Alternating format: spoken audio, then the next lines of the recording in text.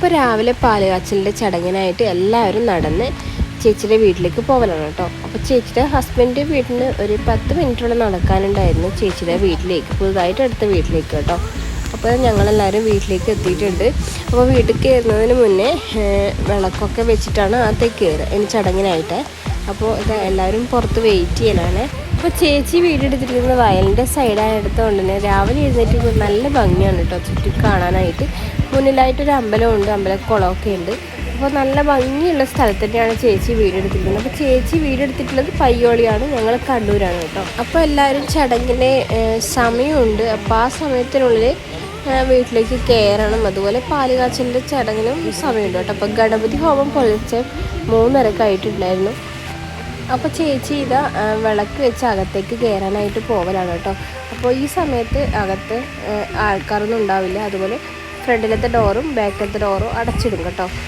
അപ്പോൾ ഇതിൻ്റെ വിളക്കിൻ്റെ ഒന്നിച്ചെടുക്കുന്നത് അരിയാണ് എടുത്തിരിക്കുന്നത്. അതുപോലെ തന്നെ ഒരു പ്ലേറ്റിൽ കല്ലുപ്പും അല്പം അരിയും അതുപോലെ എന്തോ ധാന്യമാണ് എടുത്തിട്ടുള്ളത്. അപ്പം നമുക്കിനി ചടങ്ങ് കണ്ടിട്ട് വരാം.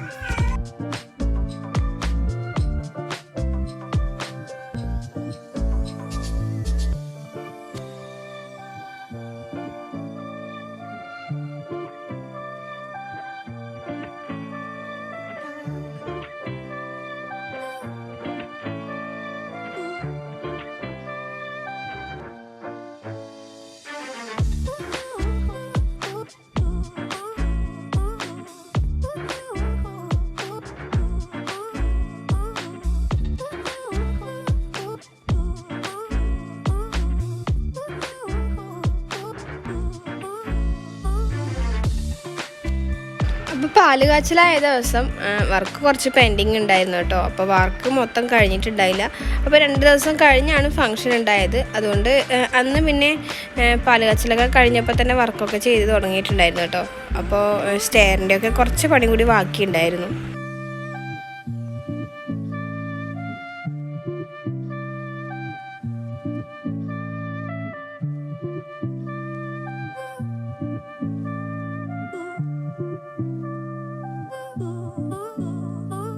അപ്പോൾ ഇനിയുള്ള ചടങ്ങൊക്കെ ചെയ്തത് ആശാരിയാണ് കേട്ടോ. ആശാരി മുന്നിലിട്ടാണ് ചടങ്ങ് ഓരോന്നായിട്ട് ചെയ്ത് കൊടുക്കുന്നത്. പാലുകാച്ചലിൻ്റെ തന്നെ ഗണപതി ഹോമത്തിൻ്റെ നമ്പൂതിരിയാണ് കേട്ടോ ചടങ്ങ് ചെയ്യുക.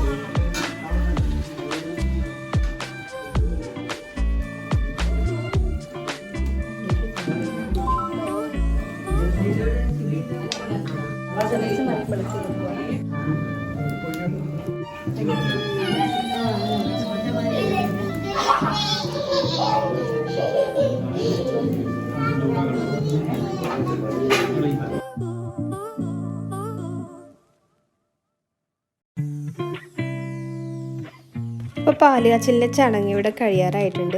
അപ്പോൾ ഇതിനി ആ പാല് ഓരോരുത്തർക്കായിട്ട് നമ്മൾ കൊടുക്കുകയാണ്, ഗ്ലാസ്സിൽ ഒഴിച്ചിട്ട് കുടിക്കാനായിട്ട് കൊടുക്കുകയാണ് ചെയ്യുക കേട്ടോ. അത് വാങ്ങിക്കുന്ന സമയത്ത് നമ്മൾ ചെറിയൊരു പൈസ നമ്മളെ വകയായിട്ട് അവിടെ ഒരു പ്ലേറ്റിൽ ഇട്ട് കൊടുക്കും കേട്ടോ. അതിന് ശേഷമാണ് പാല് വാങ്ങിച്ചിട്ട് കുടിക്കുന്നത്. അതൊരു ചെറിയൊരു ചടങ്ങ് പോലെയാണ്.